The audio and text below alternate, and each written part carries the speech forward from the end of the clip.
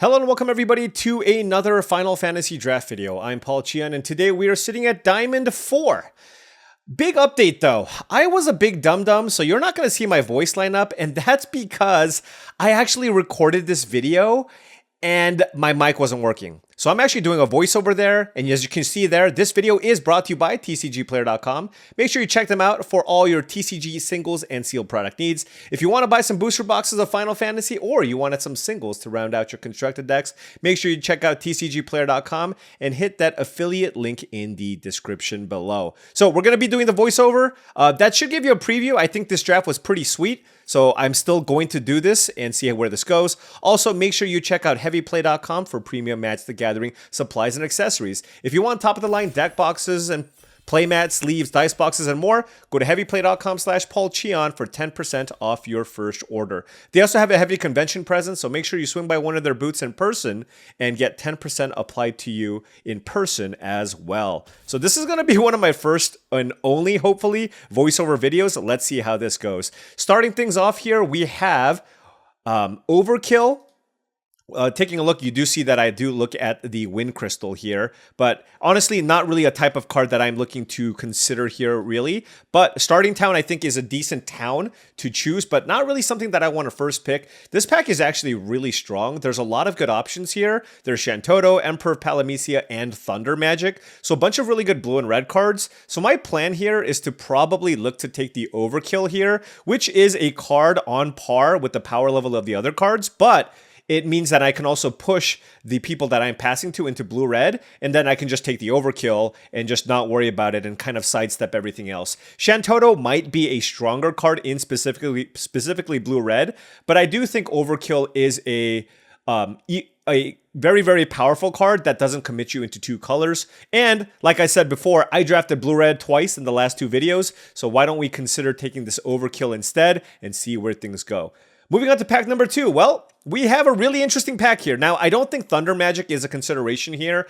I'm looking at Balamb Garden, Gladiolus, and Ignis Scientia. Now, I have had a lot of success with Towns deck in the past. So I was really looking at choosing between Ignis or the Balamb Garden. And I mean, both are really, really good options here. And the way I look at it is Balamb Garden will be I think both are very, very good in Towns. I think Balamb Garden is a little more flexible in that I don't have to be straight blue-green to play the Balamb Garden, whereas Ignis, requires you to like be, base blue-green to make it work. So I took the Balamb Garden here, but I'm not sure about that pick. Let me know what you think. I do think it's actually pretty close. Moving on to pack 1, pick 3, given that we took the Balamb Garden, I think I want to move into perhaps a Town Shell. So Travel the Overworld seems really, really good here. Corner by Black Mages and Vane's Treachery are both very, very good removal spells. And, if I took a good blue card out of the last pack, I might have settled into a nice blue-black shell. But let's take the Travel the Overworld here to go with that Balamb Garden that we have. Now in pack 1, pick 4, we have Stuck in Summoner Sanctum, Resentful Revelation, and Gone, Town of Ruin. Given that I have this Balamb Garden and I want to move into towns, most town decks are base blue-green. The Gone looks really, really good here, considering that I already want to splash the Overkill. Oftentimes, the Towns deck splash black for Overkill and cards like Sephiroth's Intervention. I don't love Stuck in Summoner Sanctum as a removal spell either, so I think I'm going to take the Gone here, noting that Stuck in Summoner Sanctum, Resentful Revelation could be considerations as well, but I want to move in. After second picking a Travel the Overworld, I wanted to move in and take the Gone here, which is a little bit of a risk. Moving on to the next pack here, we do have another town here. Now, there's also a Hectize, and it did look like black could potentially be open, so that's certainly something that I could have considered, but as you can see, I pretty quickly snapped off the blue-green town here. Starting the draft with 3 lands is a little bit dicey, but I've been having a lot of success with the Towns deck, and I do have the Balamb Garden and the Travel the Overworld. Here, we have both Dreams of Laguna and Bard's Bow as considerations. I do think both are decent. It's early enough, though, where I think I could still end up in a blue control deck, so I took the Dreams of Laguna there over the Bard's Bow, because I think the Bard's Bow is a fine card, but pretty easy to get late. Moving on to this pack, pretty interesting. There's Midgar City of Mako, which acts as another town. But after picking 3 lands already, I kind of know that I want to be a base blue-green deck. I think I want to take this Bard's Bow here just to make sure that I have something to play on curve and just play something that can hold the fort. 3/3 reach is just really solid for this type of deck because this deck has good inevitability in the late game, and this just lets me survive into that late game. And wow, let me tell you, I was so thrilled to get this Summon Fat Chocobo late. Primarily because, I mean, not only that combat tutorial is open, so this is an indication that blue and green is open, but more notably, people love Summon Fat Chocobo. If you see a pack 1 pick 8, that is absolutely an indication that green is open, so I'm happy to take that here. Given that I have a bunch of card draw as well, I didn't feel like I needed to take the combat tutorial. And now I'm going to take Gigantoad for the curve, and oh my gosh, can you believe it? Ignis Scientia on the wheel here is incredible. I almost second picked it. I took the Balamb Garden over it just to be a little more flexible, and I cannot believe I did not get punished. Blue-green is absolutely where we want to be. Super happy with that pick. And then now pack 1, pick 11. I love Scorpion Sentinel in a blue-green deck. I don't mind it in most of my blue control decks, but in blue-green specifically, you're ramping, you're putting a bunch of extra lands in play. It is absolutely perfect. It is one of the better 2-drops in the blue-green deck. Sahagin, for example, is not the type of card that I like in those decks. Now we have some filler picks here. There's an Ice Flan. I kind of put it off to the side. You know, I'll play it if I need it. I would much rather have something like a Balamb Rexar as a top-end card. But if I have a lot of ramp, certainly something that I can consider playing in my main. Now, pack 2 was a little bit underwhelming here, I want to say. I mean, Quina just doesn't do a whole lot in this deck. There's a blue-green land. There is a Realm Sketching. And I think, you know, that's a powerful enough card with enough upside that I think I can consider taking it here. Just, you know, copying one of your towns is fine. And obviously copying a bomb is also quite nice. So taking that here. And pack 2, pick 2. Guess what? Literally the exact same pack. I think Gladiolus and Ignis might be in an uncommon run together. But anyways, that's another Balamb Garden and an Ignis Scientia. And this was my thought process, okay? If the first Ignis tabled, that is a clear indication that nobody is in blue-green. Balamb Garden is a card that's a lot more splashable that more people are going to want to speculate on to take. So my thought process is I'm going to take the Balamb Garden here again and hope that the Ignis tables, even if Ignis might be a slightly better pick for my deck here. I think both are fantastic, but I think there is a non-zero chance, at least going in, there is a non-zero chance that I think the Ignis Scientia tables, given that it tabled in the first pack. And you've seen my previous videos here, of course. We just got past another Cryptic Command, which is shocking considering I passed the Shantoto. I just assumed whoever took the Shantoto would take Cryptic Command. But, you know, this is a deck where Swallowed by Leviathan could be the better pick there just because it's easier to cast. But Cryptic Command is just too darn good and too sweet. And it's my favorite card. I basically will just never pass it. Here, we had a really interesting pick between Gubu, Gardener, and Eject. Now, I think Eject is a stronger card, but I only have 1 2-drop, and I have a lot of top-end things to ramp into. So I think this was a kind of a disciplined pick here, taking a Gubu, Gardener over another 4-drop for our deck. And I'm pretty happy with that decision. Moving on to pack 2, pick 5, that's a pretty late Samurai's Katana. Now, noting that, like I said before, I don't love Sahagin and blue-green, just oftentimes you have too many permanents, but I do like Chocobo Kick. Blue-green typically struggles because it doesn't have enough interaction, and right now, we only have Overkill as a removal effect, so I think I like taking the Chocobo Kick here over the Reach to Horizon, just to make sure that I have my early game covered. Pack 2, pick 6, a little bit surprised to see an Emperor Palamecia here. However, there is a late Gubu Gardener and very, very happy. Perfect card for our deck. Pack 2, pick 7 gives us Eden, but given that I'm 3 colors with the Cryptic Command, I don't think I'm interested in playing a colorless land in my deck. So I think the choice here is between Balamb Rexar or Precious Wanderings. And kind of like the Precious Wanderings here, I think the Rexar is fine. But I like the fact that now another Precious Wanderings tabled, so I kind of wish I took the Balamb Rexar. But the reason why I took it is because I really wanted to, and as you can see here, I don't really want 2 Wanderings, so maybe I'm considering the Merchant here. And then we got another Wanderings anyways. But basically the thought process was, I have 2 Balamb Gardens in my deck. Most of the time Precious Wanderings is just okay, but when you have a bomb like Balamb Garden, I'm happy enough to take it. And wow, you saw how fast I took that. And Dragoon's Wyvern table too. That's a going, but the Wyvern is just too good of a creature. So I'm going to take it here. And the Ignis table, so I am super thrilled about that. And now I feel like I have enough playables here. I think I just want to pick up more towns. And I'm probably going to play all of them, honestly, with double Balamb Garden and a Travel the Overworld. I'm just going to play the towns just to get the cost reduction here. So happy with that late Gongaga. Towns is clearly open. And wow, what a pack 3 pick 1 here. Jill, Shiva's Dominant, one of the best rares in the entire set. Good mana sync, good tempo card, good thing that lets you come from behind. Absolutely love it. Very, very happy to pick up Jill there in pack number 3. So double Balamb Garden and a Jill with double Ignis Scientia, both that tabled. Very, very happy with this, and a Cryptic Command. So this deck is looking fantastic. Certainly could use some more cheap spells and possibly another interactive spell. And of course, I'll be happy to pick up a few more gates. But this is exactly where you want to be, right? Not only that, just the fact that these colors were seemingly open is also just a really, really good sign. As you can see here, I put a bunch of those cards on the right side, thinking, well, maybe those are maybe cards. I mean, honestly, we're probably going to play most of those cards.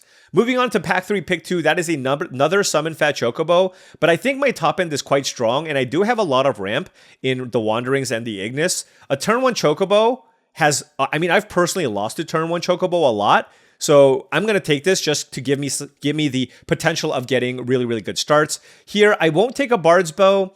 Now that I have 5 3-mana plays here, right? We have 5 3-drops already. I'm just going to take another card draw spell here in the combat tutorial, just because I think it's a better card. I also have a Merchant and a Precious Wanderings as additional 3-mana plays.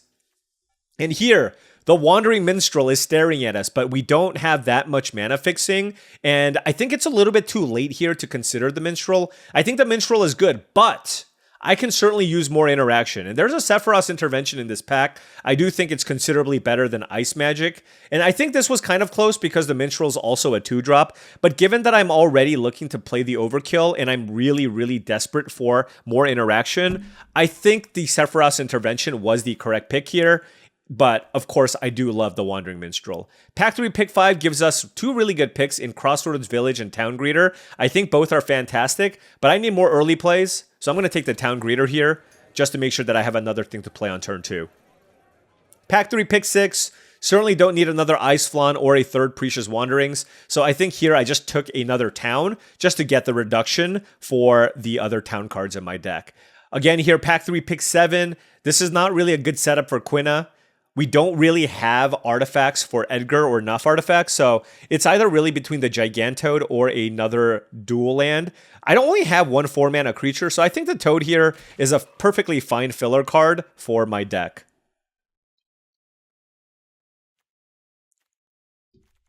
So yeah, I'm liking this so far. And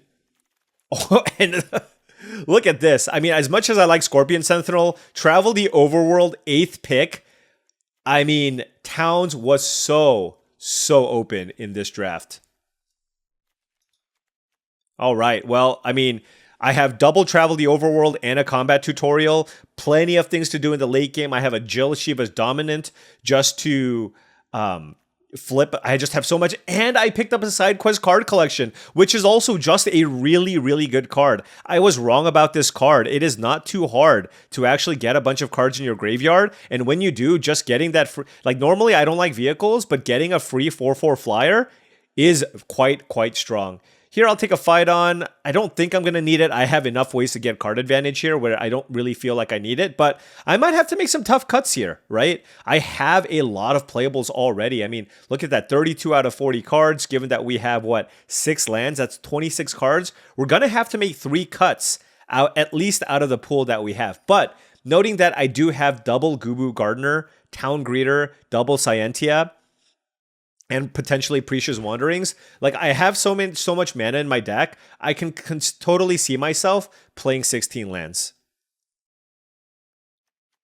Insomnia, both of these cards are kind of mediocre. Insomnia, if I had the Wandering Minstrel, it would be a little bit better, but I don't have it. But I don't think I'm going to play that one as my splashed black town land. I think that's kind of where I draw the line here. But all in all, extremely happy with how this deck how the draft went. Tabling Ignises, 8th pick Fat Chocobos, 8th pick Travel the Overworlds, double Balamb Garden, opening up a Jill, getting past Cryptic Command. I mean, this just, it's got enough. It's got the ramp package, it's got the bombs, and it's got the gates. Excuse me, towns. It kind of has everything. So really, really excited with this configuration. Now, I just kind of need to make some cuts here. Now, if you can see what I have in front of me right now, I'm just kind of splitting things up by creatures and spells, and need to cut 2 cards here. But like I said before, I do think I can probably cut a land.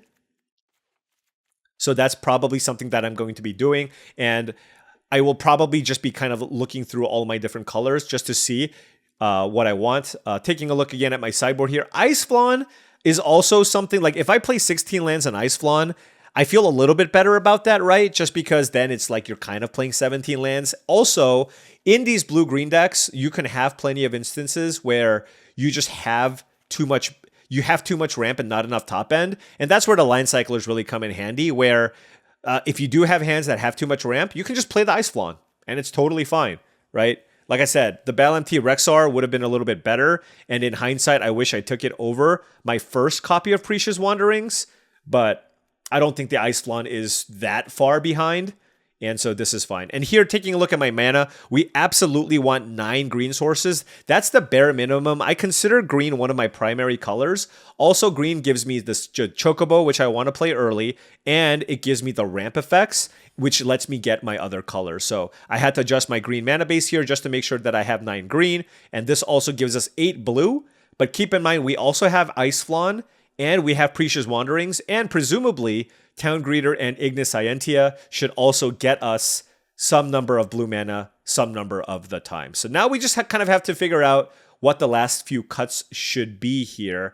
We have a Dreams of Laguna, which honestly, I hate cutting this card just because you know how much I love card draw, but I do think this could be a decent time to cut the Dreams of Laguna. I already have double Travel the Overworld, Side Quest card collection, and combat tutorial. I kind of like 4-ish card draw spells, and given that I don't really have anything that cares about 4 mana value cards, so I think the Dreams of Laguna is unnecessary here. So that's one cut. And what is the other one here? Everything looks pretty decent.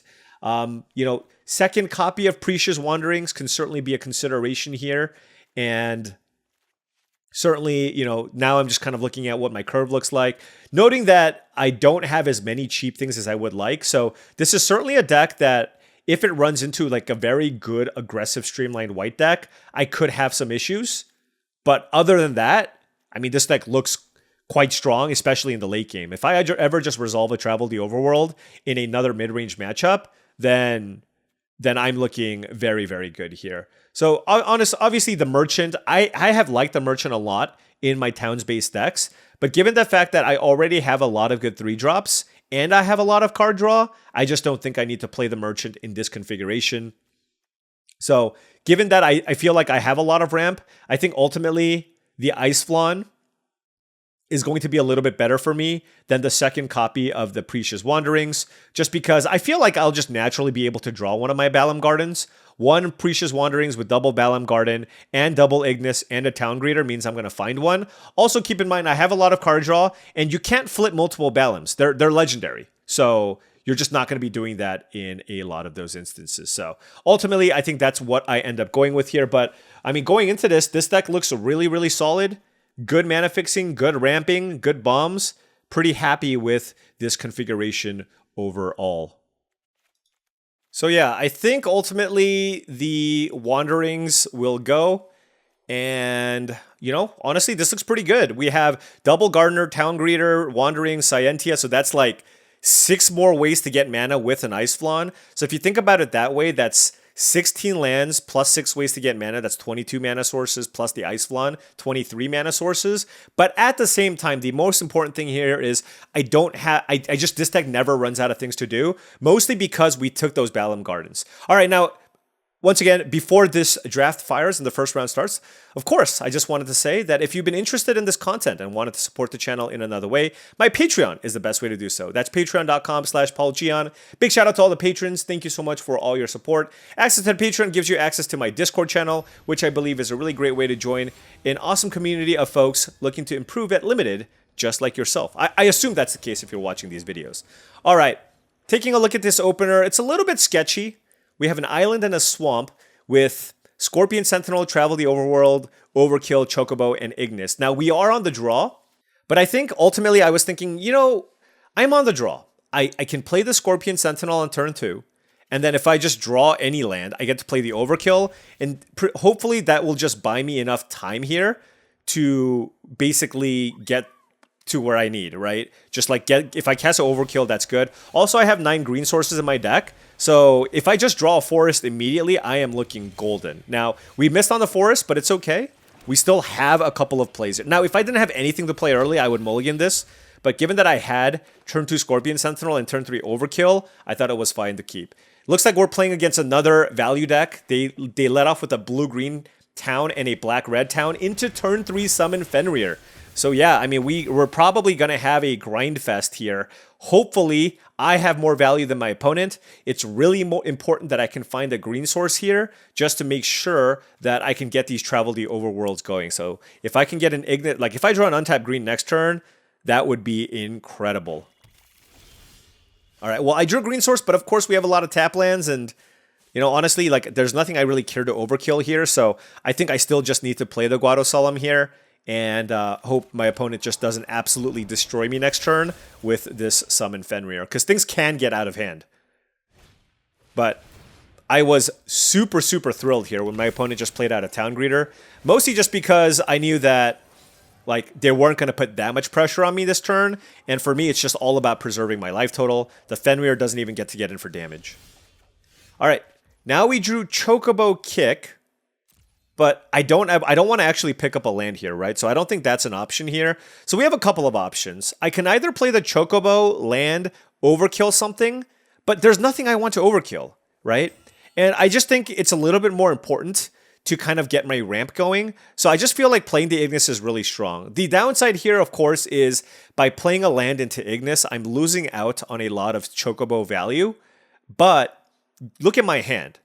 More than anything in the world, I just want to ramp, which is why ultimately I chose to play the Ignis, even though I know for a fact this makes my Chocobo much worse. But hey, I'm really happy I hit a green town. My Travel the Overworlds now cost 5 mana. So here, excellent blockers here, right? We have a Scorpion Sentinel to block the Town Greeter to go with the 2/2 that we have as well as blockers. That was me just trying to figure out what my opponent was doing. They're like a black-green den with a suplex, but they have a bunch of blue lands. But you know what? You know, we're at the phase in the format where people are just trying to get away with doing anything. So, you know, it is what it is. Combat tutorial. Hey, look. Scorpion Sentinel still a 1/4 here, so we can easily block. So very, very happy about that. So this was an interesting turn too. I have a lot of options. Now, Ignis notably is a legendary creature. So I don't want to play another Ignis here. So then what do I want to do? So I think the play here is just to play Travel the Overworld, try to draw an untapped green source, and play the Saz's Chocobo, but we missed. But it's okay. We still drew a bunch of cards, 2 of which were lands, which lets us turn on the Sentinel. And at this point, I think the Saz's Chocobo is the card that needs to go, right? Just because, you know, like it's just not going to be enough value. Everything else in my hand seems much stronger. So this is where we're at here. Now my opponent continuing to play impressive cards of their own. Ignis Ientia, they had the Summon Fenrir as well. So really, really good stuff from them. It looks like they hit some kind of a land here. Now, I'm really hoping they just don't kill my Scorpion Sentinel, but remember, I'm still at 20 life. So I'm still feeling pretty good. And there it is, the Splashed Shantoto. Now that absolutely is something that I am interested in killing, but how? What do I want to kill it with? Well, I do have Chocobo Kick. Now this time I'm not going to pick up a land. I made that mistake before. I just have a 4/4 Scorpion Sentinel, so I do have the ability to play a Chocobo Kick, and it looks like Gigantode would be a really nice use of my mana. Seems certainly better than playing out like a Precious Wanderings. Also, I can just attack with Scorpion Sentinel here, and if they double block, I can potentially overkill. So I think I just attack first to see what they do. They take the 4, which I'm totally happy with. Here, I'm deciding whether or not I want to play the Preacher's Wanderings, but I think just playing a 6/6 here is better. And the way that I look at this is, yes, there's a decent chance they kill my Toad, sure. But then I don't mind if the Scientias trade, because if they do, then I get to play the other Ignis out of my hand, right? But you know what? I mean, that's got to be a sign that my opponent's hand's not particularly strong if they lead things off with Call the Mountain Chocobo. Also, they're splashing Call the Mountain. Like, I don't even know what's happening with the mana here. But, like, a green-red deck, I guess, splashing blue, I guess, is where they're at. Yeah, but splashing for combat to... No, there's an Undercity Dire Rat in there, too. So, yeah, they went deep. They went deep. Anyways, my opponent still has to deal with this Gigantoad. Right, it's a 6/6 that's in play. It looks like they're going to kill it in some way. Sephiroth's Intervention, totally fine. And yeah, I mean, we mapped this out. Trading the Ignises is totally fine by me because I have the backup one, and I do not mind that turn whatsoever. And look at my hand. It is completely absurd. I have a Travel the Overworld. I can spend 3 mana to draw 4 cards if I wanted to. But I have a lot of options. I have access to, it looks like 8 mana. Now, the issue is if I play the Ice Flawn, I can't actually play anything else. So it doesn't even look like that might be the best thing to do, right? I can play Ignis. I can certainly play Ignis and try to hit a town. I can also play the Preacher's Wanderings, but Ignis just seems better, right? It's just like if I hit a town, I still get a 2/2 in play, and then I can play Travel the Overworld for 2 mana if I hit a town, and I still have access to Overkill. So, yeah, leading off with an Ignis here, I still have the mana to cast Overkill, but we did not hit a town, and that was actually kind of annoying, because if I hit a town, I can play Travel the Overworld and also the Overkill, but now I can't. But what I can do here, because I don't need to cast the Travel the Overworld just yet, I can still use the Ignis and trade with the Town Greeter, right? The way that I can do that is I just block Town Greeter and cast the Wanderings, get another town in play, look for the other Balamb Garden, and then all of a sudden I can cast Travel the Overworld for 2 blue mana, and also have access to Overkill and Ice Flawn. So, like this spot very, very much. They have 5 cards in hand.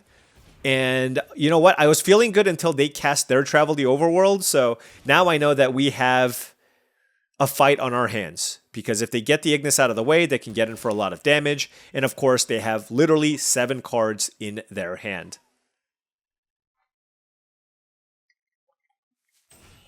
Cloud of Darkness. I mean, no surprise after Travel the Overworld. Incredible uncommon. Our opponent's deck is quite strong. They're killing the Scorpion Sentinel. Not too much I can do about that. I believe it was a Cloud of Darkness for 5. Feels like I'm doing play-by-play at a Pro Tour. Watch out, Marshall. I'm coming for you. I'm just kidding. Marshall's the GOAT. All right. Preacher's Wanderings here. Trading with the Town Greeter. Getting the Balamb Garden. Happy enough to do this. And then we'll take 3. We're down to 14. But, I mean, I still don't hate our spot, right? Keep in mind, I still have the Balamb Gardens, and I am also casting Travel the Overworld for 4 mana. Now, I found basically 3 mana sources, but I still feel okay about this, right? Like, I've still just drawn a million cards. I have 14 cards left in my deck. Now, I do have that Realm Sketching. So, Realm Sketching is really cool because I can use it to copy Cloud of Darkness to kill their Cloud of Darkness. But at the same time, I can also just play an Ice Flawn if I wanted to. Now, also keep in mind, I have 4 other towns in play, so Balamb Garden would cost 3 mana to flip, and I think that's why I did... No. I'm just playing the Ice Flawn here just to have access to just a lot more mana. So yeah, I'm going Ice Flawn into the Gubu Gardener, and then seeing what they do. Now, if they kill the Ice Flawn, yes, I take 3 damage this turn, but then this just gives me access to maximum mana for next turn. Overkill for something big. Realm Sketchings for Cloud of Darkness. Alright, so Dragoon's Wyvern. Wait, there's Dragoon's Wyvern, Undercity Dire Rat, Call the Mountain Chocobo, and Town Greeter. They literally flashback Call the Mountain Chocobo with no mountain to get. So, yeah. They went extremely deep. Alright, the fact that they didn't attack us was fantastic there, and we drew Sephiroth's Intervention. So, very, very happy about that. Just making sure that we have insurance for future things. But we don't have a lot of action in our hand at this point. So I do think this is probably going to be a good turn to try to set up for a Balamb Garden flip, and realm sketching rather on Cloud of Darkness looks really nice here. Copy Cloud of Darkness, kill Cloud of Darkness, gives myself a really good flyer, and I get to flip Balamb Garden, and I get to keep up Overkill and Sephiroth's Intervention. So it's a Cloud of Darkness for 5. Really happy with this spot.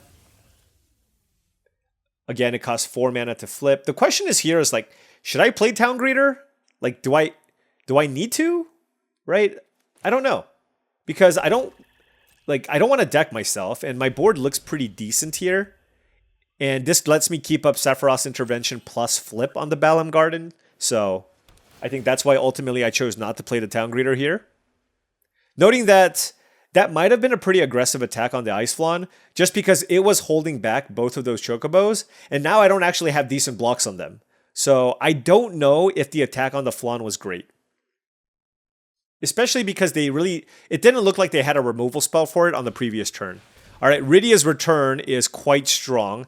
They got back Samurai's Katana and Cloud of Darkness. So now they get to play Cloud of Darkness again. So again, this is just a mid-range grind fest. They're going to use this to kill either the Flawn or my Cloud of Darkness. It looks like my Cloud of Darkness to try to get in for lots and lots of damage here.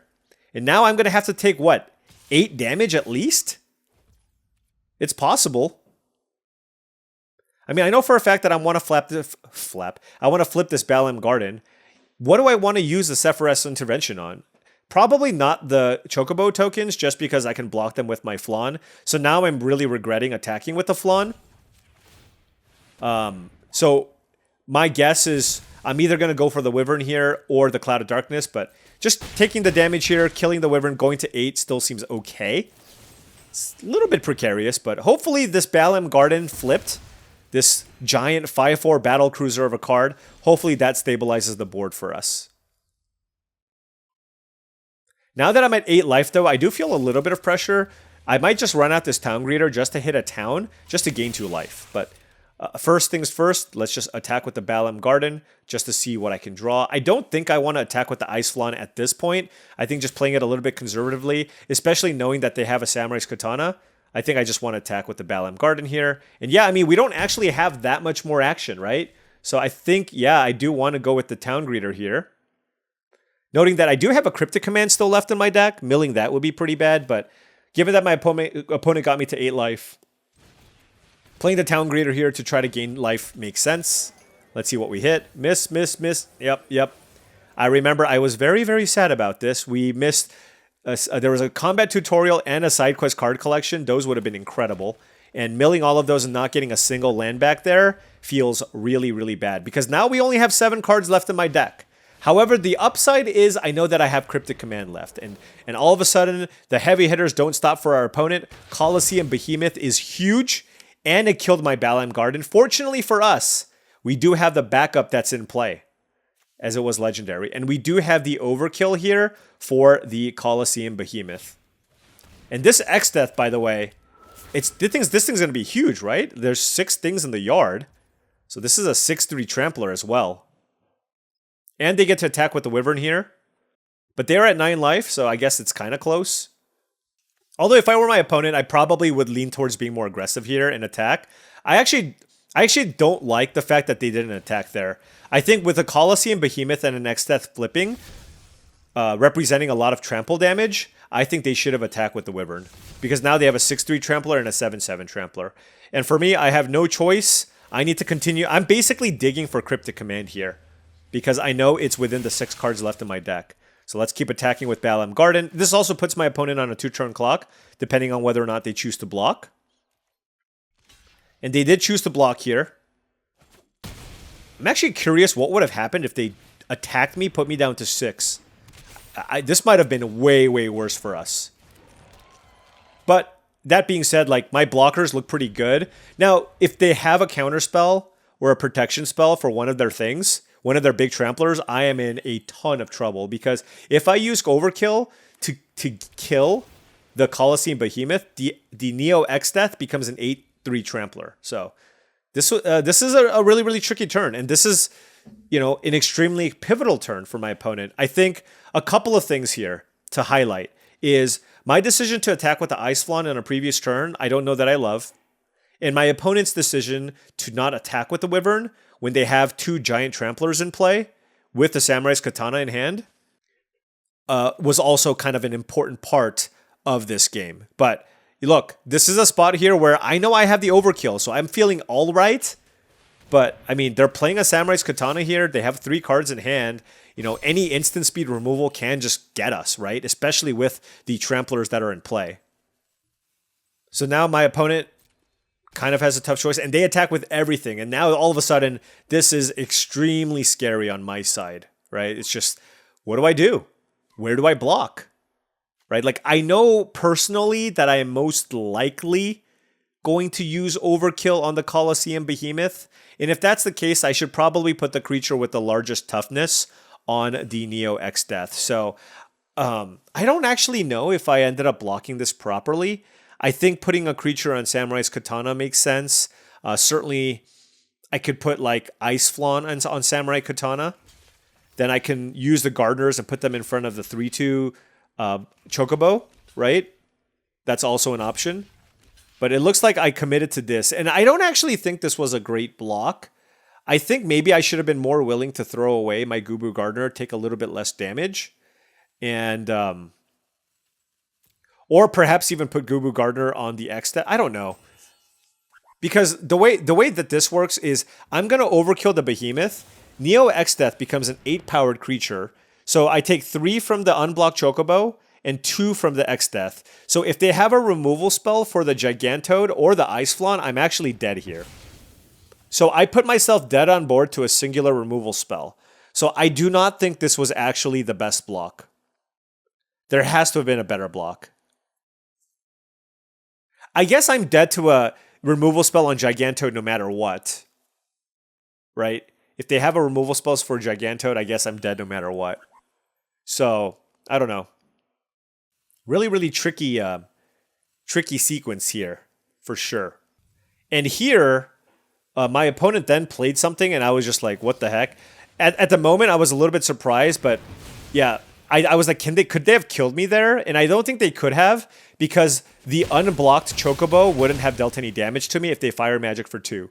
But now I'm at 2 life, and I'm not dead, so I don't know. Like, it just felt like I went down to 2 life. Imagine if they attacked me with the Wyvern, right? I would have just been dead.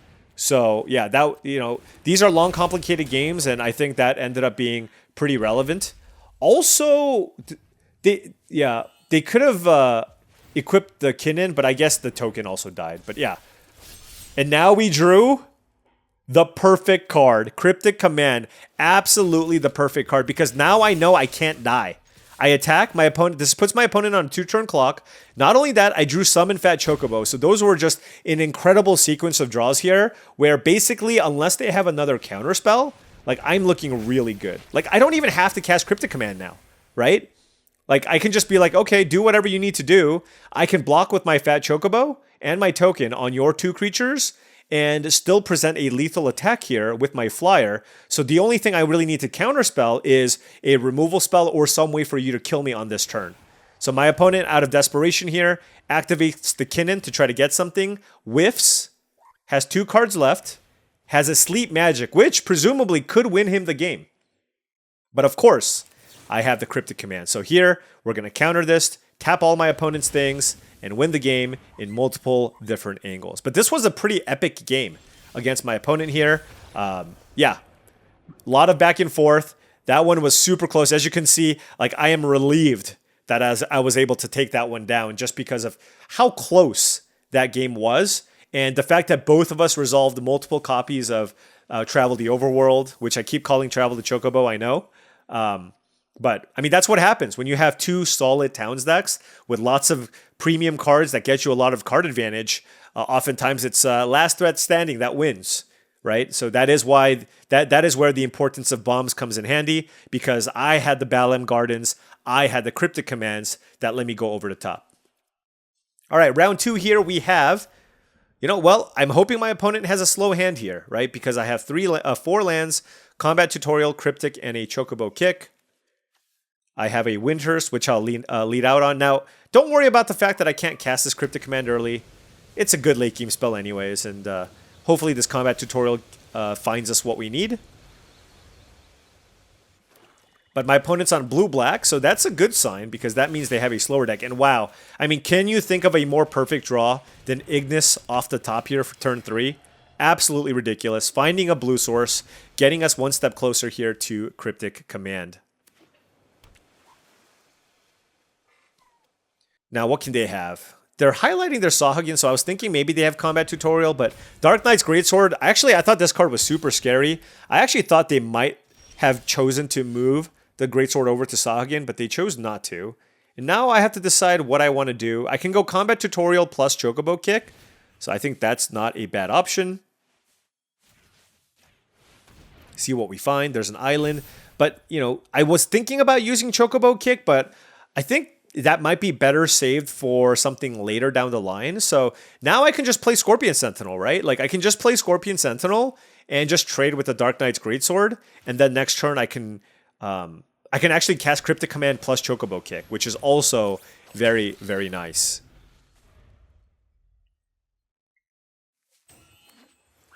Yeah, I mean, the Greatsword is fantastic if you play against a deck that doesn't pressure life total. So, good turn for my opponent, playing a 4-mana spell to give Sahagin unblockable, and also is a way to kill... I mean, now they have the Sahagin with the Dark Knight's Greatsword. Noting, however, like, I'm debating, it's like, do I want this Scorpion Sentinel in play for something else? But ultimately, I want to preserve my life total and hope I can draw another creature here. And we drew a creature. It's not the creature, but, you know, it's fine. It's good to get that going. So, playing a forest here into the Gubu Gardener while also keeping up Cryptic Command. Now, this was really interesting for my opponent. I guess because I was representing Ice Magic, I was really surprised that they chose not to equip the Dark Knight's Greatsword. Right? It just felt like that's something that you should be interested in doing. Anyways, I did encounter the Merchant.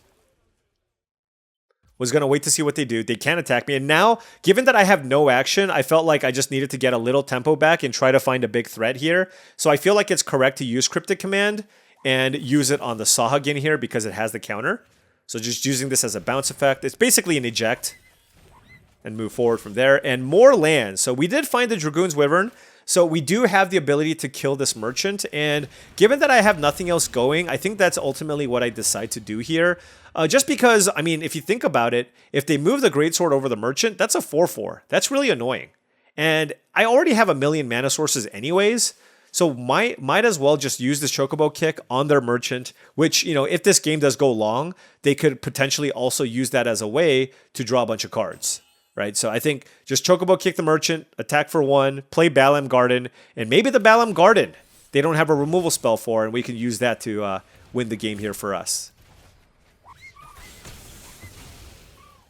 But, I mean, this is the thing that I mentioned before. When you play these decks, you can get flooded. You have lots of ways to get lands. I have, like I said, 23 ways to get lands, which is why the Balamb Garden is so good. It's just a creature land, right? Just turning your land into a valuable, extremely valuable even, piece of cardboard in the late game is very, very, very good. So opponent, of course, has no shortage of options here. There's a Sahagin. Pretty happy that that's what they went with 3 mana up. And we drew a Saz's Chocobo, and with 3 lands in hand, I guess it's not too bad.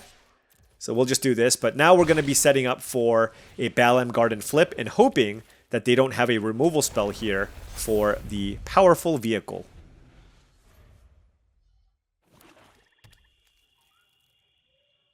"5/4 flyer? I mean, that thing is huge. And flyers are just generally very, very good in this format. All right, Vincent Valentine. That is an exceptionally powerful card. But they have no good attacks, and they're not equipping the Greatsword. Our only choice here is to flip and hope they don't have an overkill. Ooh, Realm Sketchings is a very interesting card here. Now, noting I can't copy the vehicle because it is legendary. But, I mean, there's a lot of other things I can copy, but I think I want to draw a card here first just to see what it is that I want. I'm free to attack with my flyers, and it's pretty clear they don't have any removal here because the damage goes through, so I feel very good about that. And Side Quest card collection was also a really, really good draw here. I already have 5 cards in my graveyard here, so this just allows us to find whatever action cards we need and just continue getting ahead on cards. Being very careful with how I tap my mana here. I have the green from the Gardener, and I want to keep the black source in my hand in case I find a removal spell, like a Sephiroth's Intervention or Overkill. And we did find an Overkill, so that was really good. I think Forest is an easy throwaway here, but I am concerned about potentially that Vincent Valentine going crazy. That feels like one of my opponent's paths to victory. So I think I want to keep the Swamp to make sure that I can play the Overkill. And I don't think Bard's Bow is that strong. It seems like the weakest option of everything that I have in play. So I'm just going to play Swamp. And then I have another interesting decision. In that, do I want to play the Overkill on my turn to kill Vincent Valentine? Because if I do, I get the 8th card in my graveyard to immediately flip the side quest. But that leaves me vulnerable to a potential counterspell on my opponent's turn. Do I care so much about flipping the side quest right away? And ultimately, I decided, you know, I'd rather be able to play at instant speed, be a little bit tricky, right? You know, wait for my opponent to potentially move Dark Knight's Greatsword onto the Vincent Valentine before using the Overkill. And if they do have some kind of counterspell, make them spend mana on their turn, right? To kind of limit the amount of plays that they have. So ultimately, I went with not casting the Overkill on my turn, just noting that side quest will 100% flip on the following turn. All right, so opponent in the tank here. Now, again, if my opponent had some kind of 3-mana hard removal spell, they absolutely would have cast it last turn. So I know that I'm pretty safe from that. You know, Stuck in Summoner Sanctum, Overkill, unlikely to have that. Vein's Treachery. Of course, they could have drawn it for the turn, though. There's a Quistis, and that is a removal spell. Okay? So now, there's a Sephiroth's Intervention in the graveyard. So they can do that. But they're actually more concerned about my Balamb Garden. And, I mean, they get to draw a card here. So now they're going to go... I'm surprised because I thought they were going to try to go all in on Vincent Valentine with Sephiroth's Intervention, but they're going to bounce my vehicle, which I can play again. But now they're completely tapped out, and I'm feeling pretty good about just going for the Overkill here on the Vincent Valentine. But still, patience is key. They have a Dark Knight's Greatsword. Might as well make them pay 3 life, which is fantastic. Now in combat, or we can even let them attack, honestly. Trigger on the stack. Bam. Kill the Vincent Valentine, and we only take 2 damage. And at this point, I just feel like we're so far ahead. It's going to be extremely difficult to lose from this spot. We have a Travel the Overworld. I mean, we just have so many different options here. I can go fetch for the other Balamb Garden here too and still play Travel the Overworld. And keep in mind, I have a Chocobo that's going to get huge here, by the way. And this is, by the way, a Chocobo that we played like turn 6 or 7. I mean, that's the power of this card. Like, it can still be a relevant card this late into a game. And yeah, I was going to play the Travel the Overworld, but I think ultimately I decided, you know what? Let's play the Wanderings, because this not only pumps the Chocobo, right? I get 2 +1/+1 counters here, but it also gives me a discount on Travel the Overworld. And here, just putting the counter on the evasive creature. I could have put it on the Gardener or even the 1/1. I actually had a lot of good options here, but I just wanted to put it on the flyer. Look at this. 4 mana, draw 4 cards. Love to see it. And you know what?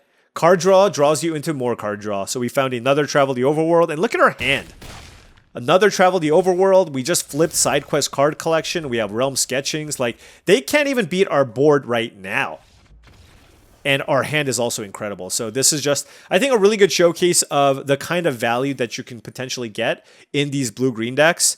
And honestly, just the power of Travel the Overworld, you know, in these town decks. And also, of course, Balamb Garden doing a lot of work there as well. So really solid start. Very, very happy with how my deck's playing out. And I think I mentioned this before, but nobody's playing aggro. If nobody's playing aggro, towns is the way to go, honestly.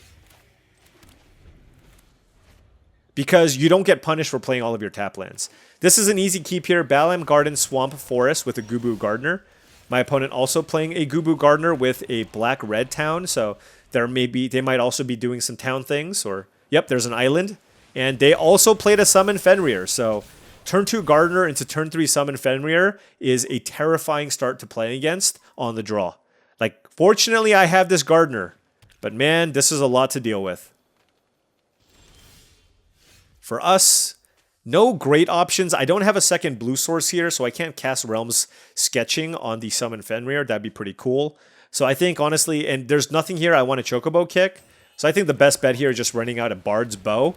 And then, you know, maybe I can use the Bard's Bow to Chocobo kick the next thing that my opponent chooses to play. Now, Island would be fantastic. I would love to find an Island. Hopefully we can find one. But 4 cards in hand for the opponent. What is the big bad they will play to follow up this Summon Fenrir? Okay, you know what? I mean, that's lucky here, right, if you're me. Like, the fact that their best play was Shinra Reinforcements, they milled Summon Fenrir, and then all of a sudden, Emmett Selch. Or is it Selk? Anyways, that's a really good card. And they discarded Diamond Weapon here. So that's an indication that they probably have a way to recur it, right? You're not just going to discard Diamond Weapon with this board. There is just no shot. So that tells me they have something like a Phaidon or Iridia's Return. But you know what? Combat Tutorial was an incredible draw here because I get to put a +1/+1 counter on Bard's Bow and then use Chocobo Kick to kill the Emmett Selch. Not only that, my opponent doesn't get to draw a card off of Summon Fenrir. Combat Tutorial was like a 3-for-1 or a 4-for-1. It was insane. Legitimately super duper strong. But look at my opponent's graveyard. Fenrir, Emmett Selk. I'm going to go with Selk now. Diamond Weapon, side quest. Oh, and it was a Vanille. So I guess they were looking at Vanille to get back Diamond Weapon. I don't know. I don't know what their hand was. But yeah, this is still an absolutely incredible board from their side. They got back the Emmett. But my board is good. I mean, the thing with Emmett is if I have a 4-4 in play, what are you going to do? And noting that they discarded X-Death. So again, their hand is better than whatever the X-Death is. Now, we did draw an island here. We did draw an island, so that gives us some options here. But I have far too many cards here to cast Travel the Overworld, so I think probably just playing Town Greeter and Scorpion Sentinel makes sense. There's nothing... I mean, I can Realm Sketchings the Emmet or the Vanille, but I just don't think I need to do it now. And we did hit a Balamb Garden. Very, very happy about that, of course. And now we're just slowly building out our board. Scorpion Sentinel into Balamb Garden. And then... we can play potentially a Travel the Overworld for 4 mana next turn, try to stabilize, and we have plenty of blockers. Now, here, if they have a removal spell for my Bard's Bow, it's kind of annoying, but it looks like they just had another copy of X-Death. I wonder what their last card is. And X-Death is now an 8/3 Trampler. And what a top deck here for us. That is a Jill Shiva's Dominant. Nothing really great to bounce, though. So I feel like this was probably just a good time to run out Travel the Overworld. Noting that I probably can't play something this turn. But I'm at 22 life. So my hope was, look, I'm at 22. And my opponent is out of gas. So hopefully, this will be okay. And now this is an easy block. We're going to take a bunch of trample damage. But hey, that's okay. And what is your last card? All right, we have access to 8 mana here. We have a Cryptic Command, which is quite nice. So because of the Cryptic Command, I can't really play Jill because I'm kind of interested in keeping up Cryptic Command, right? And the Scorpion Sentinel does a really good job of blocking everything. So this was actually really interesting. I can also play Ice Flawn, but I feel like given this like a relatively stalemated board, my plan here was just, look, it's like they can't attack me. Why don't I just get Balamb Garden going, right? I can go Prisha's Wanderings end of turn, get another town, lower the cost on flipping a Balamb Garden, and then just start attacking that way and getting ahead on cards. And also by passing, I get to keep up Cryptic Command. So if they play something absolutely absurd, I can still Cryptic Command. But they didn't, so it's time to get to work here. Prisha's Wanderings, getting a Guado Solemn, because I don't have a red or white card. And then we just flip Balamb Garden. The Scorpion Sentinel is already big enough, so putting an extra counter on the Gardener is nice, because it just lets me block 3 power creatures, and boom! It's time to go have fun with the Balamb Garden. I played the island there just to make sure that I have Cryptic Command mana. Even though I guess I already had Cryptic Command mana, so I guess that was unnecessary. But yeah. This is good. Gigantoad was a fine draw. I get to just play Gigantoad here. I get to basically play a 6/6 and still keep up Cryptic Command. And at this point, you know, when you're this far ahead, it's just, you know, cards like Arden exist. So at that point, might as well just play around that because I have the luxury of playing around that while also adding a lot to the board here. Yeah, and Balamb Garden is just an absolute house. This attack was actually very sketchy. I wasn't really sure what to make of this.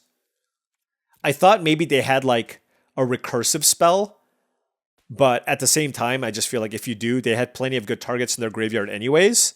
So I just figured, look, if you have a recursive spell, you're going to recur these things anyways. So I just went for the block here. And it was just another Vanille, and it's legendary, I guess. But yeah, I mean, not great. But they did flip over a very scary card in Summon Knights of Round. Now, they didn't have a second white source, so it's pretty tough. But that's one card that I absolutely need to keep up Cryptic Command for. And so if they get that back, I'm basically my 4 of my mana is tied up until they get to cast that card. But they chose not to get it. They got a Diamond Weapon. And Diamond Weapon, they played it for 2 mana, and that's the funny thing. I'm so far ahead, I don't even care that you played a 2 mana Diamond Weapon. That's ridiculous, right? Because I have Jill. I can use the Jill here to just bounce the Diamond Weapon. I have an Ice Flaunt to lock it down on a future turn. So I'm good here. Just going to bounce the Diamond Weapon. Attack with the Balamb Garden. I considered attacking with the Toad. But I think I was just like, you know what? Let's just play it safe here. Get it. Just continue chunking away for 5. I guess attacking with the Toad isn't too bad, but keep up Cryptic Command and be happy about this. Now, I can't play Ignis, but I can play the Gubu Gardener and still keep up the Cryptic Command. So that's what I chose to do. Now I have the ability to flip the Jill, which would be great. Shinra's Reinforcements I don't care about. They're just going to gain some life here. They did hit Resentful Revelation. Certainly some value here, but we are just going way, way over the top here. And again, I don't need to use the Cryptic... Now I'm counting up the damage. Do I have enough to kill my opponent? And seemingly I do, right? Let's see, 6, 10, 12, 13, 14, 19 damage. So I have enough damage to kill my opponent here. 6, 10, 12, 13, 14, yeah. So tap all my... And this is why Cryptic is so great. GG. My opponent only has a Resentful Revelation. All I need to do is play some kind of a creature here to crew my Balamb Garden for the win. So another good showcase of what this mid-range deck can do against other mid-range decks. Like, if my opponent's just not playing a blue mid-range deck, I just feel like they're not going to have much of a chance because they can't counter my Travel the Overworlds, and I'm just going to be able to get way more cards on my opponent with Travel the Overworlds, my vehicles, etc., etc. All right, on the play here, and this is the dream hand. Turn 1 Gungaga into turn 2 Town Greeter into turn 3 Ignis with a Travel the Overworld. So the only thing here I was hoping for when I played Town Greeter was to just hit an untapped land, right? Just to make sure that I can hit the Ignis. Turn 1 Blazing Bomb for my opponent, and we drew the untapped land immediately. So now, with the Town Greeter, I can actually get a town if I really want. And what better town to get than Balamb Garden? Absolutely ridiculous. And honestly, man, I've been so impressed with this garden, especially in a towns-focused deck. Look at my hand, by the way. Everything comes into play and gives me value, right? Overworld draws me 4 cards. Tutorial draws me 2 cards. Ice Flaunt taps 2 things down. Here, I played Ignis going, please don't have Syncopate, please don't have Syncopate.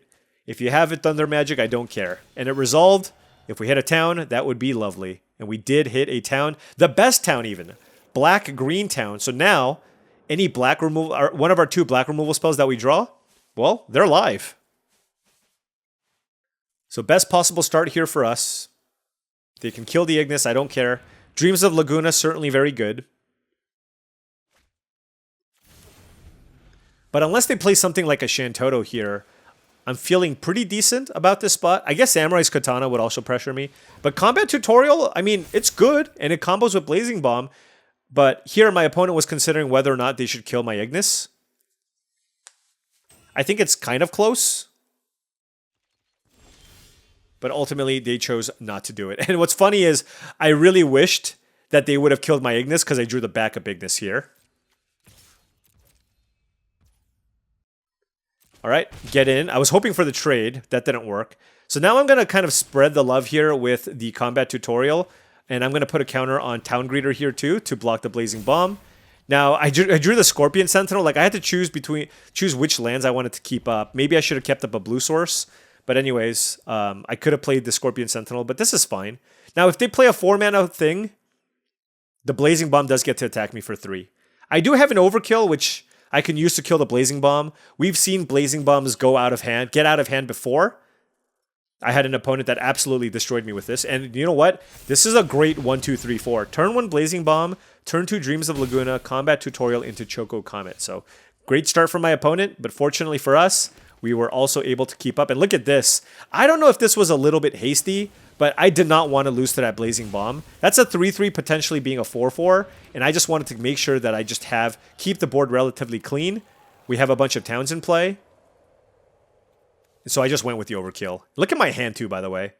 And here I went for the attack because my thought process is, hey, if you're going to use a removal spell on Ignis and not add to your board, just to deal like 3 damage to me, I don't mind. Ignis already gets its value. Like, if my opponent suplexes Ignis, do I really care? No. I got my land already. It was a 2-for-1. But my opponent's also drawing a bunch of cards, but not adding to the board here. And look at my hand. It is beautiful. Let's draw some cards here, shall we? Travel the Overworld for 4 into another Travel the Overworld. Are you kidding me? This hand is absolutely ridiculous. And another hand where I actually had a really interesting decision. And this one, I don't actually know if this was correct. I think playing the Scorpion Sentinel makes sense, but I had the choice of either playing the Chocobo or the Gardener. And I chose to play the Gardener at the expense of 1 extra point of power, but I get 1 more mana next turn. So that one was close. I wanted to be more mana efficient. I feel like my deck is so mana hungry and I have so many things to do that I don't care that much about maximizing my value with the Chocobo. I care more about utilizing every ounce of my mana to play as many big things as possible. That's why I play the Gardener. So 6 cards in hand. Our hand is great. Attack for 4. Very, very easy attack. Then what? I mean, feels like Travel the Overworld makes a lot of sense. I can just play lands and spells here. Likely to hit a land. Now we play the Chocobo. Sure. So we missed out on a counter off the Chocobo. But like, we get to keep up Cryptic Command. What do we have? 3, 4, 5, 6, 7 mana available. So we can still play a 3 mana card. We can play a 3 mana card, but it can't be blue. Which means I want to play Bard's Bow, right? Like, I can't play my blue 3-drops and keep up Cryptic Command. So, given that, I ultimately feel like I should go for the Bard's Bow. And additionally, I don't want my Gubu Gardener to randomly die and have them not be able to cast Cryptic Command. So, for that reason, I also tapped the Gubu Gardener just to make sure that I have access to Cryptic Command. This gives me access to Cryptic Command plus the Sephiroth's Intervention. And look at our hand, by the way. Just completely ridiculous. Like, my opponent had a fantastic start, but Travel the Overworld, I mean, I resolved 2 of them. A blue-red deck is going to have a lot of trouble dealing with that.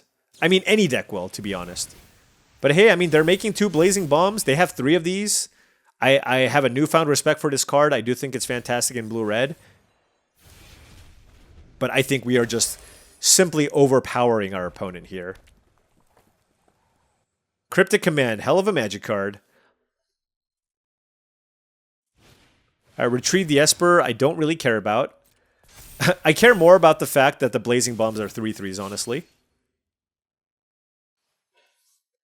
And a suplex on Scorpion Sentinel. And this one was interesting because I felt like the Scorpion Sentinel is actually quite strong on this board. My opponent's at 14.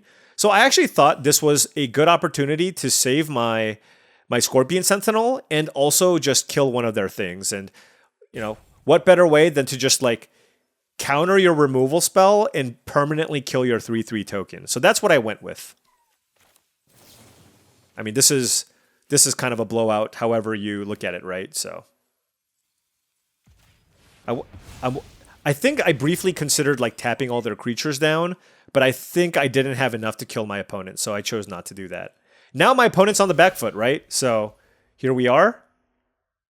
I drew a land, so the Chocobo gets bigger. Now I can just play Jill, bounce a Blazing Bomb. Can play Ice Flawn. Blue-red doesn't really have big sweepers, other than, I guess there is Nibelheim of Flame. I did not consider that, though. It's also a pretty good opportunity to flip the Balamb.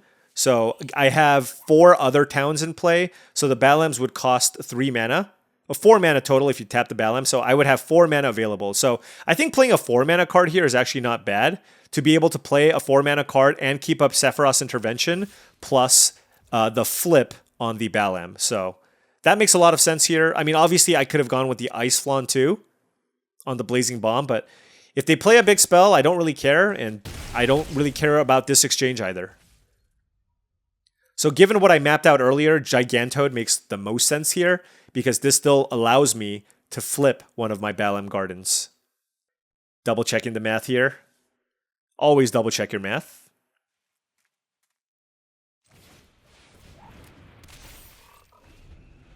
I like how I'm stroking my imaginary beard. It would take me roughly 5 years to grow something that lets me do that. All right, Blazing Bomb number... Oh, that's the one we bounced. Now they have a Retrieve the Esper in the yard, but I mean, look at my hand. Look at what's in play. Like, what can you possibly have? A Cryptic Command? I don't know. This is just too much value, I think.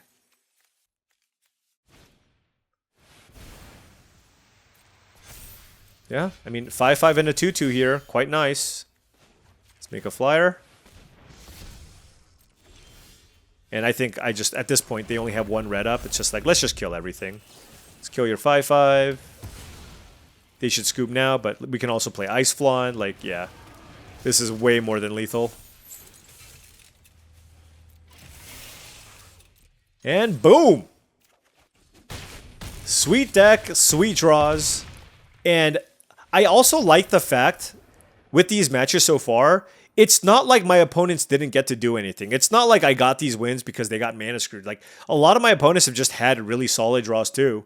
It's just, we just played for way more value in a lot of instances. Outside of that first one. That first one was mega close because my opponent also cast Double Travel the Overworld.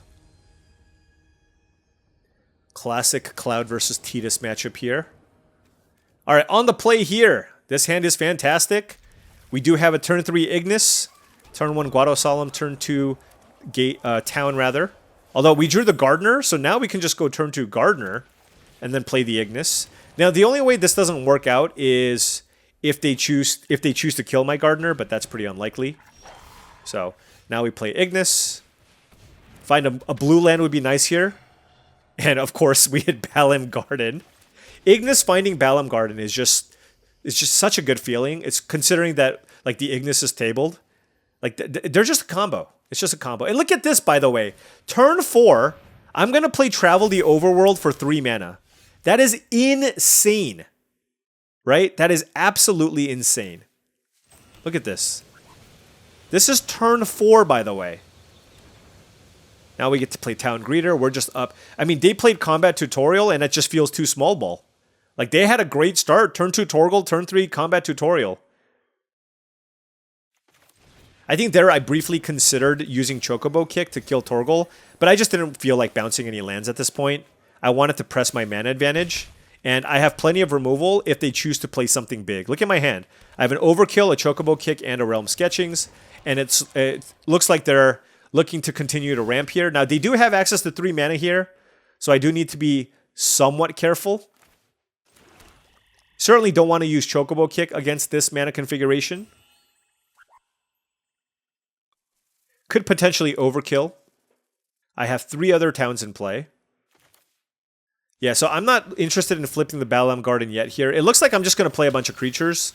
And, you know, honestly, like, if they have a removal spell for either of these creatures, I don't really care. which is kind of why I chose to do this. Yeah, look. Stuck in Summoner Sanctum, go for it. Now, do I kill the Torgal when they're tapped out? Possibly. I have a lot of mana, right?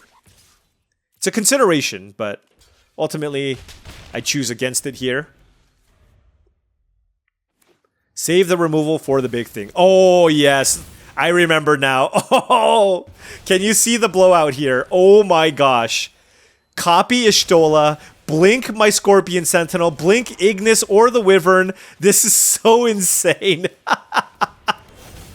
Oh my gosh. GG, right? Oh, I think I laughed in unison with that. Just, I mean, that is literally what dreams are made of. Oh my gosh. Copying an Y'shtola when it's better for my board than my opponent, and then also immediately killing it.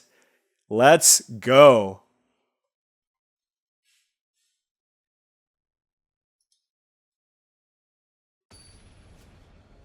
All right. Let's keep this going here. 5-0. Feeling very, very good about this deck, playing against mostly slow decks so far. Opponent on the play, and this one was a little bit sketchy too on the draw with 2 tap lands. We do have tons of mana sources. Ultimately, I think I kept just because I have 2 towns. I have the Scorpion Sentinel to block, and then an Ignis. Also, we know nobody plays aggro, right? Nobody plays aggro in this format, so there you go. They did play a turn 2 Dire Rat. Untapped land would be great. Any land would be great. Now, we did draw the Ice Flawn, and you know what? I can't complain. I can't complain about the Ice Flawn. It just gets me another land. But if they play another creature here, I am in trouble. So here, probably don't need a second Toad, so I pitch that. Untapped land, the clutchest of clutch untapped lands there. Now all of a sudden my hand looks absolutely busted. Ignis finding us another island. You know, if I don't get a town for the most part, I want to get blue sources for the Cryptic Command in my deck. And now I look totally fine. I'll just take the damage here from the Dire Rat, mostly because I didn't want my opponent to ramp into something bigger here while I'm still developing my board. And here we did miss on a land drop, but it's okay. Because by cycling the Ice Flawn, we get to still get a land here. And now, I don't need to play Scorpion Sentinel. I can just play the Wanderings. And if I play the Wanderings, I can actually block the Undercity Dire Rat here and put a +1/+1 counter on Ignis. And then if they want to use a removal spell on Ignis, sure. I'm okay with this. So, going with this. Now, if they have a counter spell for the Wanderings, I guess that would be the most annoying. But yeah, I was happy with this. And we can use this to get a Balamb Garden. And yeah, my opponent used a Sephiroth intervention. I will accept that all day, every day. So now we have 7 lands. And I could play Travel the Overworld, but I felt like it was more important to play to the board. It's like, I can draw 4 cards, or literally put 10 power and 10 toughness in play in one turn. Really strong, off of commons. But my opponent plays a Kuja, so really, really strong deck here as well. So now, I need to find an answer for this Kuja. I can copy it with Realm Sketchings, but... I keep saying sketching, but I feel like I would be happier if I can just straight up find a removal spell here. So I cast a Travel the Overworld first, making sure that I can keep up black mana here. But this lets me keep up triple blue as well for Cryptic Command. And we find a removal. That is a Chocobo Kick. So, you know, I can copy the Kuja and then use Chocobo Kick. But honestly, given my board... I just wanted to beat down. Like, this is a mana inefficient play. I get it. But I have way more mana than my opponent, and I get to crack in for 10 damage this turn. What are they going to do? Chump block with Hectize? I'm okay with this. Right? And this just continues putting pressure on my opponent and making them play in awkward ways. And look, copying a Gigantoad is not even bad on this board. My opponent plays a Namazu Trader, which is okay, but Gigantoad still happily attacks through that. And now we drew Bard's Bow. So lots of good options here. Remember, I can still flip that Balamb Garden, but I think I'd rather just fire off this side quest, see what I find. I still have Cryptic Command mana up. And pitching a couple of forests here, probably. It's funny to like guess what I'm going to discard. And know that I do what I think, right? That's a fun game, because I'm sure you guys do it, right? It's like, what is going to be Paul's play here? And at least for this video, I am doing the same thing. So now we have an interesting choice. I'm going to definitely attack with the Toad. I have the choice of like drawing more cards or adding more to the board. And I think I'm more interested in adding to the board here. Again, this is at a mana loss. But I also like the idea of having more creatures in play to crew the side quest card collection, which is going to flip this turn. So ultimately, that's why I choose to go with the Bard's Bow here over just, drawing more cards with Travel the Overworld. Because as my opponent spends all their mana to deal with what's on the board, then at that point, I can just press the restock button and cast Travel the Overworld. So now I have a 6/6, a 4/4, a 4/4 flyer. I mean, I just have all kinds of action here. And it's one of those, like, I have so many cards, I do not care at all what they kill. So now I'm going to crew up the 4/4 flyer. Clearly, they have some kind of removal spell or interactive spell, but now I'm just putting maximum pressure. They're at 11 life. I do not care if they double block the Trader with the Rat for my Scorpion Sentinel. That's okay. I'm still getting it for 10, and I kill the Trader. They might just chump Gigantoad, which obviously I'm also happy with. And then no matter what happens, I'm just going to have an excellent follow-up here, right? Even if they use, a Sephiroth's Intervention on Magic card, like I'm okay. I'm still okay. All right, ultimately they go for the double block on the Sentinel. Use a removal spell on Toad. And honestly, like, oftentimes you don't put the Toad on top, but 4 mana 6/6 creatures, I will put on top of my deck. I do not mind. Now let's load up again. This seems like an excellent opportunity to just draw a bunch of cards. Let's do that. We drew the Toad, we drew Cryptic Command, and honestly, we drew something better than the Toad. We drew a 5-drop. We drew Summon Fat Chocobo, which adds 6 power and 6 toughness to the board, but it's spread out and gives all my things trample. So I think that's better here. And then look at my hand. I mean, I have Cryptic Command. I have just... The world is my... I still haven't even flipped my Balamb Garden because I haven't had to.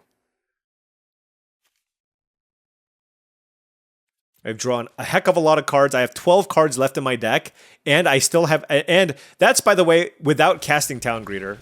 And yeah, my opponent just scooped. Sir Conrad, certainly not going to be enough here. All right, so here we are, folks. 6-0. 6-0 with our Towns deck. Can we win one more? Let's avoid the aggro decks. Let's play first. Those are the types of things that's kind of going on in my head. Because, we've had some nice 5-win runs with some decent control decks, but the 5-color or Towns decks are the ones that have been really, really good for us. Let's see if we can get there here. I mean, certainly going to keep this. No card draw, but I got a couple of Towns. I have black, green, and blue mana here. And I have a Jill, a Scorpion Sentinel, and a Chocobo Kick. We drew Travel the Overworld immediately. So if we can find another blue source, we will be able to cast that. And our opponent is blue-white. That's precisely one of the decks that is a little bit scary here, but we actually have a really, really good hand against an aggressive deck. Turn 2 Scorpion Sentinel, which blocks everything into Jill, is fantastic. So now our only available play here is Chocobo Kick. They played another White Mage's Staff, which is fine. Even if they move the other staff onto the creature, like, they'll be gaining some life, but I'll have still a 1/4 to block. And here, there's only one thing you can do for 1 blue mana. So, yeah, kind of figured out that it was Sleep Magic there. And now I'm going to just play a land and pass. And given that I don't have a second blue here and I have a Travel the Overworld that I can play for 5 mana, I think, at least for me, the plan here is to just play the Ice Flawn. And yeah, really great start. Think about my opponent's start here, right? Turn 2 White Mage's Staff into White Mage's Staff plus Sleep Magic into Delivery Moogle getting a Dragoon's Lance. My opponent has a very solid blue-white deck. And here, there's going to be a Shields Down moment, right? Because I have to play this Travel the Overworld just to find some more action. And so we could potentially take a lot of damage. But this Travel the Overworld was gas. I drew 4 spells off of this Travel the Overworld. And we're still at 17 life. We have Overkill, Chocobo Kick, Bard's Bow. Lots of ways to deal with flyers. I am feeling very good. But this was a good turn for my opponent too. They went turn 4 Moogle into 2 flyers. They played an Ilmeg Pixie and a Dragoon's Lance. So we just need to make sure that we don't get run over. That is the priority here. And we can do that in a lot of different ways. We can play Bard's Bow. We can play Overkill. We can play Chocobo Kick. Play Chocobo Kick, killing the Moogle, as it's the highest power flyer. Now I can play Bard's Bow, which is an excellent blocker, right? And then I just play the Balamb Garden. And yeah, this is decent. The thing is, even if they move their equipment over, like, I don't mind trading the Bard's Bow. So the only thing that's bad here is if they kill my 3/3 token somehow with a white Aura Sight or a bounce spell, something along those lines. And even if they do, I take like 4 or 5 damage. All right. So now they can move the equipment, but they didn't. So they clearly must have another play here. I take 4. And they played a Tidus. I mean, this is an incredible blue-white draw, but I am up a lot of cards. So now, for me, it's just making sure I manage my resources perfectly here, just so that I just don't die. So I'm okay on the ground, but they do have a couple of flyers, and the Dragoon's Lance is an extremely, extremely problematic equipment that I have lost plenty of times to. Now, I also have to kill Tidus, right? Because if I don't kill the Tidus, like, it's going to just tap down my only blocker. So that is another thing that I was thinking. So I killed the Tidus. And here, I'm not sure I made the right play, but I guess I didn't really have a lot of other options. What I chose to do here was copy the Jill to bounce the Dragoon's Lance token.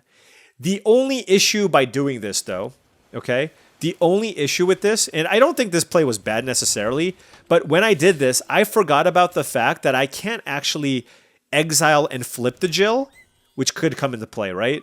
Just because it's a token. So if I exile it and it's a token, it just won't come back into play. But honestly, making a Mana War in this spot and killing the Dragoon's Lance isn't bad. And because they can move Dragoon's Lance onto the White Mage Staff token, I chose to actually attack here with the Scorpion Sentinel. And next turn, getting ready to take 5 damage in the air, potentially 6 rather. If they draw land number 7, they can move the White Mage's Staff and the Lance over, and then that would deal 7 damage to me, and then that would put me down to 6. Excuse me, 6 damage to me, put me down to 7, which is still fine because that puts me still on a 2-turn clock. Hopefully I can race my opponent, and then I still have this side quest card collection to help me dig. Worst case scenario, I can also move my Bard's Bow to give one of my creatures reach to force my opponents to find a removal spell. But yeah, a lot of options here for the opponent. I'm at 13, they're at 15. They at least have to move the White Mage's Staff over to the token, which they did. So this tells me that they have probably a 3-mana play here. I would much rather just have moved the Lance, and I'm going to take this. I go to 8. And they played nothing. Okay. And now we're going to be digging, so let's just immediately fire off side quest card collection. I don't need all of those blue sources, or green sources rather. And okay. This wasn't the most exciting, but it's still fine. And here, I was interested in playing the Saz's Chocobo into land into Ignis to make a 2/3 Saz's Chocobo. So, in that case, I want to basically discard the Gungaga and I think a Swamp. The reason being is, given that my life total is so low, I wanted to be able to keep the Town Greeter as an available option to find a town to gain me 2 life. So the first Swamp is easy, and then it was between Town Greeter and the Gungaga, and ultimately that's why I chose to keep the Town Greeter.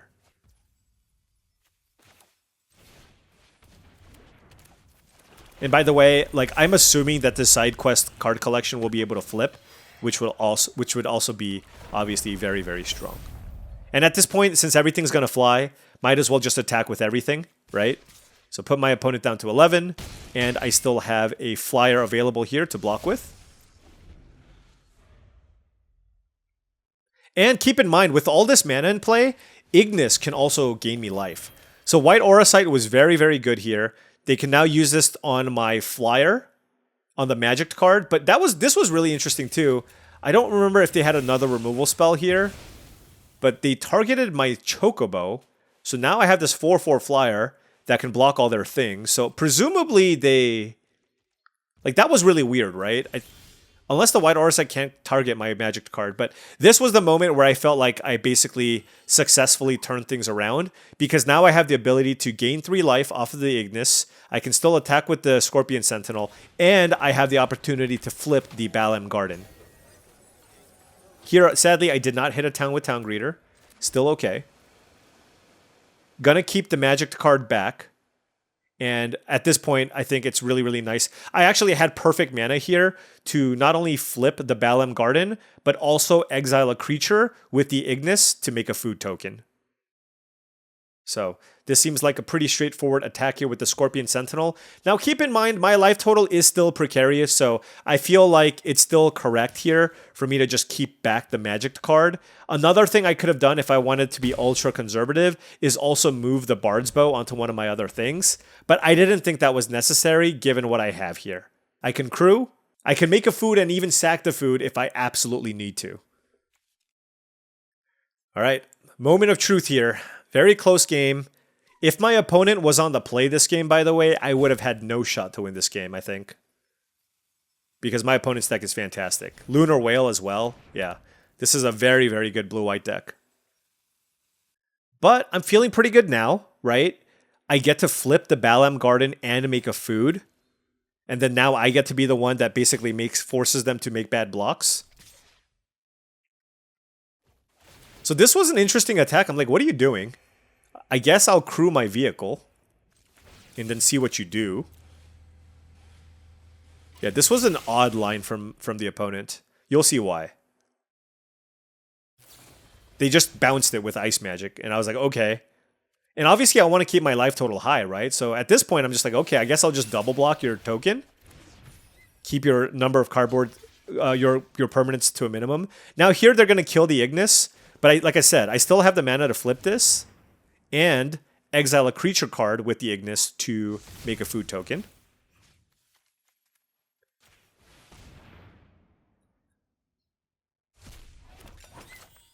And I got to trade a 2/2 for a 3/3, which I'm obviously always thrilled with. So things are looking incredibly good right now. If we draw something good, it's just a game. And guess what? My favorite card of all time. Let's go. Cryptic Command. So this basically seals it up here. If they crew their Lunar Whale, which you have to assume they'll do, right?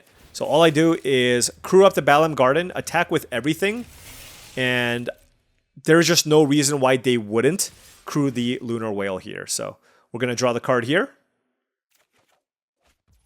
Once they crew the whale, we just bounce it, draw a card. It's just permanent too. It's not creature. It's so good. Cryptic Command is so good. And Sephiroth's Intervention just in case. Boom, bang, boom. And there you have it, folks. 7-0. Nice and clean run. And we are getting a little bit closer to Diamond 2 and a little bit closer to Mythic. I did check, by the way, my win rate this season. Small sample size, but we were turning it around. 78%. In like 6 or 7 drafts. So feeling much, much better about my situation here. Every time we draft like those blue-black or blue-red decks, we end up winning 5 times. Anytime we draft a blue-green deck with a bunch of towns and value, we end up doing really well. Now, noting I usually only go this archetype if it's very open. And obviously, it was extremely, extremely open in this draft. And, you know, tabling both of the Ignises is wild.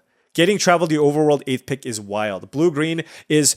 not, I mean, I don't even know if it's the best archetype, but it's one of the most fun archetypes to draft. So that was the most shocking thing. There's always a Towns drafter.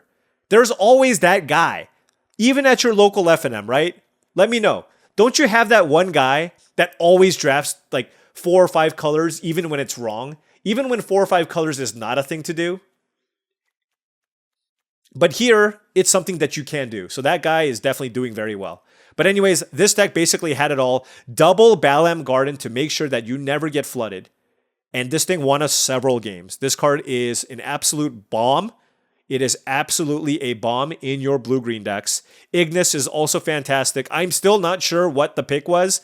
I think the second one, though, the calculated risk that we took of taking another Balamb Garden, knowing that nobody was in blue-green to table the Ignis, was huge, and it paid off. I guarantee you the Balamb Gardens wouldn't have tabled. People would have put like 2 forests in their deck and tried to splash it. But we had the removal. We had the overkill and the Sephiroth's intervention. Cryptic Command was absolutely phenomenal. Do not pass this card, folks. It is incredible. Take it. Jill, like it was just a Mana War, but just a Mana War is still incredible. Side quest card collection did a lot of work, a lot of card draw. We had the just a really, really solid curve, and we basically played against slow decks every single round other than that last one. And that last round opponent did have a good deck. And I feel like if my opponent was on the play, I'd probably lose. I'd probably lose to that deck. But any mid-rangey control decks, I mean, that's why you take Travel the Overworld. That is why you take Travel the Overworld. It is such a good card if you can pick up enough towns. I know it's LSV's favorite card. I mean, he'll play it with 1 town in his deck, which I don't think is correct, but the man loves to draw cards. More so than me. More so than myself. I try to be a little bit more reasonable. But yeah, this was an awesome, awesome deck. Loved it all around. And was really, really happy with kind of how this played out. And also the reason why, by the way, I chose to voice over this video. Because if it was a bad video, obviously I can just choose to not do anything about it. But ultimately, this is something that was sweet enough that I felt like I had to share the experience with all of you. And I hope the voiceover experience wasn't too bad here. And I hope all of you enjoyed this video. Anyways, if you've been enjoying all of this content, well, hit the like and subscribe button. Really would appreciate that. This video took twice as long to make as my other videos, but of course, I have nobody else to blame but myself. Also, if you wanted to support the channel in another way, my Patreon is the best way to do so. That is patreon.com/paulcheon. Special shout out to all of the patrons. Also, check out TCGplayer.com for all your TCG singles and sealed product needs. If you want to buy some booster boxes of Final Fantasy or wanted some singles to round out your standard, modern, Pioneer, or Commander decks, make sure you click that affiliate link in the description below before making any purchases. Also, go to heavyplay.com for all your Magic the Gathering supplies and accessories needs. If you need top-of-the-line deck boxes, playmats, sleeves, dice boxes, life pads, they got a brand new line of curve sleeves. Check them out. heavyplay.com/paulcheon will get you 10% off your first order. Wow, what a draft. What a draft. Anyways, thank you so much for watching, and I'll see you tomorrow.